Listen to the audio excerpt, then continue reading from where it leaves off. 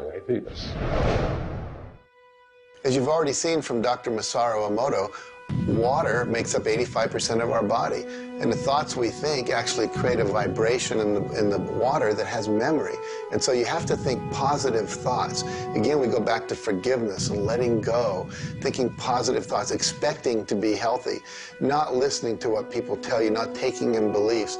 I have been out in the sun my whole life. I've never gotten skin cancer, don't intend to get skin cancer, and when stuff comes on about it, I choose not to listen to it because I know that belief would affect me. So I believe that I am a person that my spiritual connection keeps me healthy. Also, though, I work on the level of the physiology of the body, the biochemistry. It makes sense to play at that level. I eat organic food. I drink healthy water that's not contaminated with chlorine and all the stuff they put in it, so I filter my water. I eat the right kinds of nutrients for my body. I've found out what I'm allergic to, and I've basically eliminated those from my diet. I exercise. So exercise and keeping my body toned. We want to have resistance exercise. We want endurance, which means we need to jog and do aerobics and things like that. And we need to have flexibility, things like yoga and Pilates. So we need a complete system to keep our body healthy. And then a detoxification, I think, is the part that most people don't do enough with. We are taking in so many toxins in the air we breathe.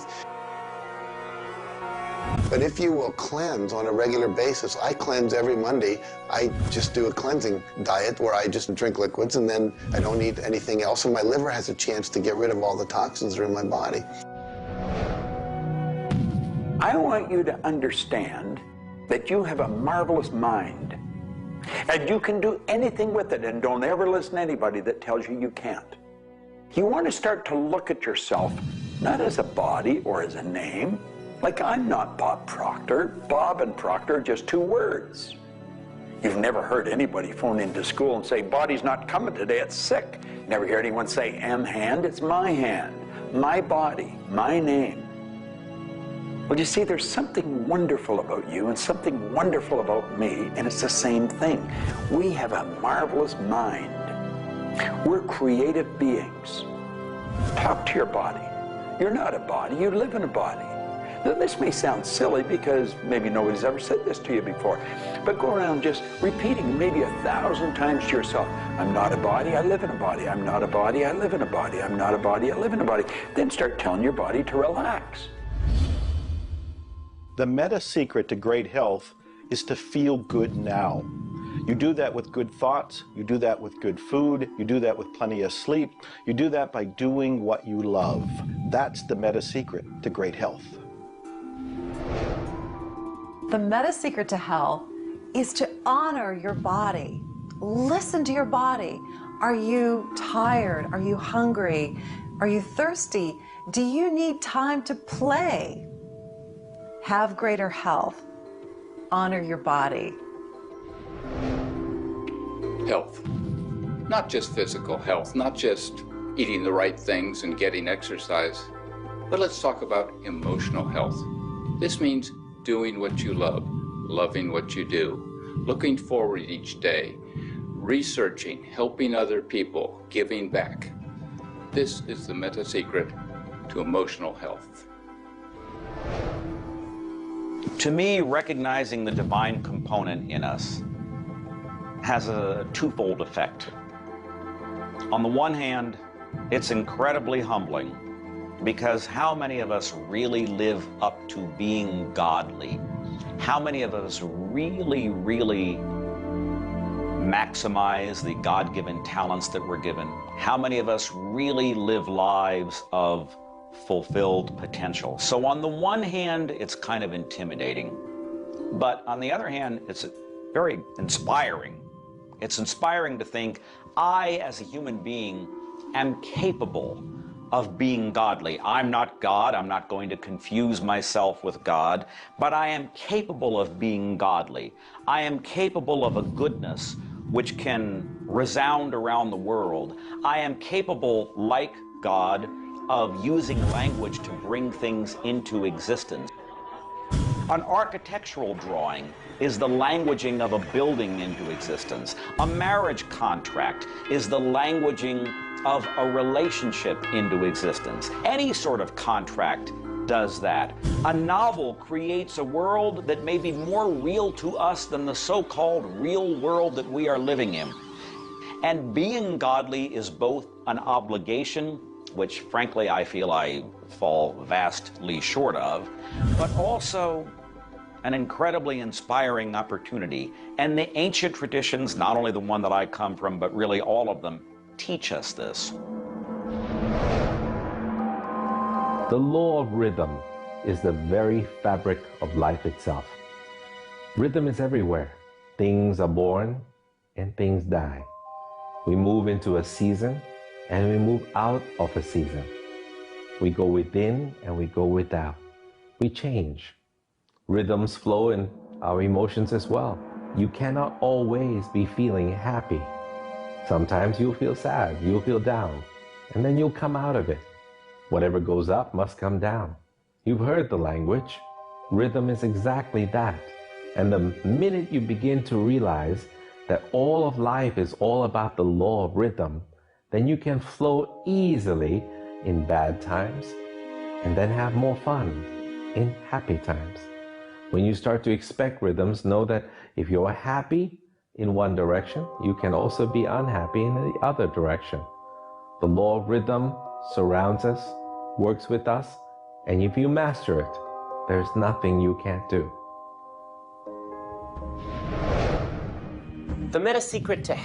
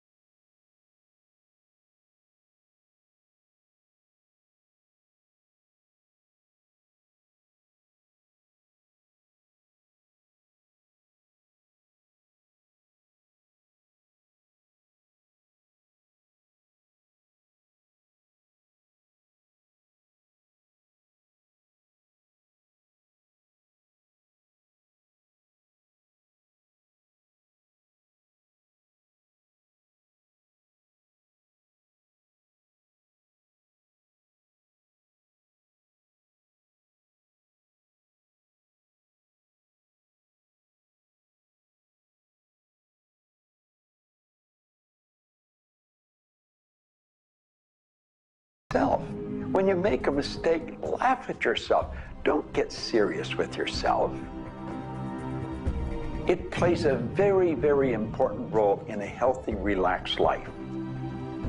If you want to study it further, get into some of Norman Cousins' material, and he'll explain exactly what it does to the brain that controls the vibration of the body. Start laughing a little more. Have fun. The mind can't be all it is designed to be without the body being everything it was designed to be. But we basically thwart both. You can have a great relationship. You can have a great financial situation. You can have a great family relationship. And the big problem in our society, certainly in Western society, people don't exercise, 92% of the people don't exercise, they don't eat nutritious things, they don't complement to compensate. It's very simple. And if you break it down to the little steps like eating an elephant, you'll have the most rich, satisfying, fulfilling, gratifying, liberating life, but you got to balance it. Health is all up here. All I know is right now, I don't have a voice, I don't have good sight, I don't have a hearing. My strength is gone. However, I have never been more excited and thankful in my whole life. The law of vibration simply states that everything is in motion. Nothing stays static. At some level, even though something may appear as if it's not moving, its molecules are moving, its atoms are moving. Everything vibrates. Not just your thoughts, everything. Now, I do understand that disease cannot stay in a healthy vibration. It just cannot. I also understand you cannot turn disease into health, but you can release disease and recreate health. You see, your body is changing at the rate of millions of cells every second. And it's the thought patterns that you hold in your mind that control the vibratory rate of the body. Your brain is an electronic switching station. There's all kinds of material written on thought, on attitude, and on health. And I do know this. If you are suffering from a physical disease, quit talking about it, quit thinking about it. Go to a very competent medical doctor and follow that person's advice, because he or she will tell you what to do physically, but at the same time, instantly begin visualizing every molecule of your being in a harmony with the law of vibration. Now, I would have an affirmation that I would repeat. I am so happy and grateful now that every molecule of my being is vibrating in perfect harmony with God's laws. My body is getting healthier and stronger and more vibrant every minute of every day. And repeat that. Treat it like a mantra.